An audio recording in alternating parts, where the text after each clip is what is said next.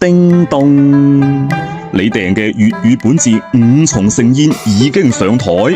今日我哋精心烹製咗5道風味各異嘅語言盛宴，從古籍老火湯到現代快炒，保證令你大飽耳福，直呼過癮。快啲拎起語言餐具，準備開餐啦！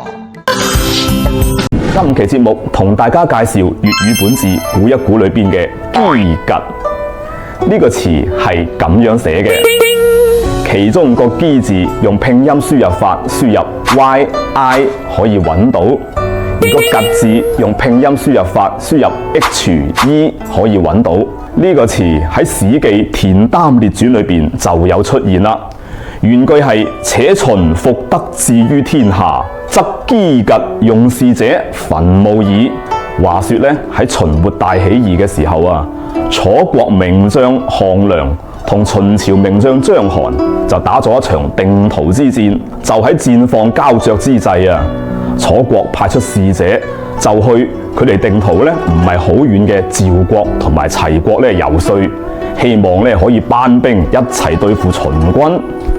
咁樣就喺使者去到齊國嘅時候啊，齊國皇室田榮咧就講啦，就要求咧楚國同埋趙國都要殺咗流亡喺佢哋國家嘅齊國流轉皇室，佢先肯出兵。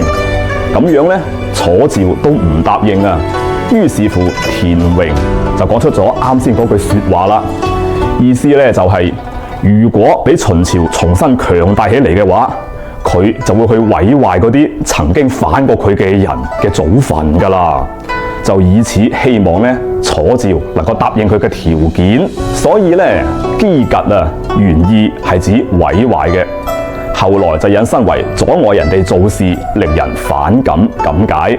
嗱，日常我哋講，你唔好喺度機機趌趌好唔好啊？阻住我做生意，就係呢個機趌啦。你哋學到未呢？開胃小菜已經令你齒頰留香，唔使急，而家先至啱啱開始咋。接落嚟呢道招牌主菜，色香味俱全，包你食過翻尋味啊！今期節目同大家介紹粵語本字估一估裏邊嘅硬轟轟。呢個詞係咁樣寫嘅，其中個轟字用拼音輸入法輸入 GONG 可以揾到，佢喺《詩經·周南卷二》裏邊就有出現啦。原句係：我姑酌彼自轟，為以不永傷。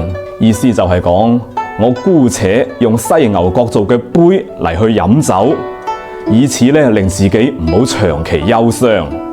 所以轟啊，原意就係指獸角做嘅杯係非常之堅硬嘅。咁樣硬轟轟咧，就係指物體嘅硬度非常大，另外可以變讀為硬骨骨。嗱，日常我哋講呢塊餅啊，硬骨骨咁，咬到我牙都崩啊，就係呢個骨啦。你哋學到未呢？ Nice， 主菜嘅龍郁仲喺舌尖跳舞，係時候嚟一碗滋補靚湯潤一潤。呢度慢火熬製嘅文化老火湯，蘊含住意想不到嘅養生秘方。今期節目同大家介紹粵語本字估一估裏邊嘅硬邦邦。呢個詞係咁樣寫嘅，其中個邦字用拼音輸入法輸入 PENG 可以揾到。喺東漢說文解字裏邊嘅解釋係邦弓強貌，所以邦原意係指好堅韌嘅弓，而喺粵語裏邊硬邦邦就係指物體硬度好大啦，或者唔生動咁解嘅。嗱，日常我哋講呢塊木板啊，硬邦邦咁樣鋸到我手都軟啊。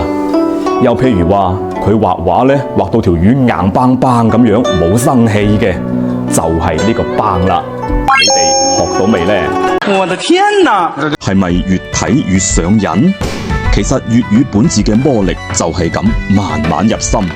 第3位嘉賓登場啦！佢唔單止係個字，更更加係一種人情味，一種廣府人特有嘅溫度。我哋一齊感受下點解一個字可以咁有靈魂。今期節目同大家介紹粵語本字估一估裏邊嘅白霍，呢兩個字係咁樣寫嘅，其中個白字用拼音輸入法輸入 ZE 可以揾到，而個霍字用拼音輸入法輸入 HUO 可以揾到。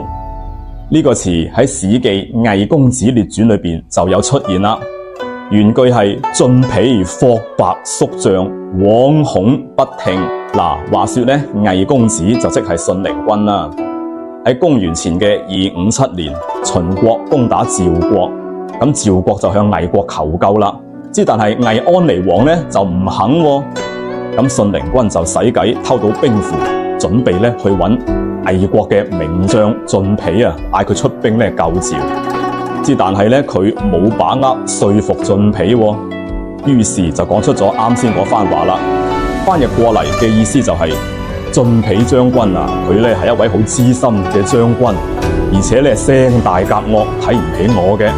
我去講啊，佢咧可能唔會聽㗎喎。所以咧霍白啊嘅意思就係指咧講嘢大聲啦，同埋有傲氣嘅。後來為咗言語流暢啊，就調過嚟講，變成咧白霍，就係指一種睇唔起人嘅囂張啊。通常前邊再加多兩個字沙塵，就係沙塵白霍啦。日常咧我哋話嗰條友啊沙塵白霍，睇唔起人嘅，就係呢個白霍啦。你哋 get 到未咧？鹹香鮮甜上篇，係時候開啟甜蜜時光。最後呢度傳統創新甜品，將為你呢趟美食之旅畫上一個完美嘅句號。今期節目同大家介紹粵語本字估一估裏邊嘅殘眼，佢係咁樣寫嘅。個殘字用拼音輸入法輸入 ZENG 可以揾到。喺北宋廣韻裏邊嘅解釋係磨殘出劍光，所以殘就係耀眼咁解。譬如話啲玻璃幕外牆嘅大樓啊，一到晏晝就鬼咁殘眼，就係呢個殘啦。你哋學到未呢5道本字佳肴已經全部呈上，從開胃到回味，呢隻語言盛宴有冇令你意猶未盡？每個本字都係一味獨特嘅調料，令我哋嘅粵語更加豐富多彩。而家你係呢場盛宴嘅米其林評審，請回答以下問題：第一，邊碟餸最啱你口味？第二，仲想試下咩粵語珍饈？第三，日常生活中你最常食用邊個本字？記得收藏呢份美味菜單，分享俾你嘅食貨老友。下期盛宴我哋再見，關注我，送你7天粵語生存指南。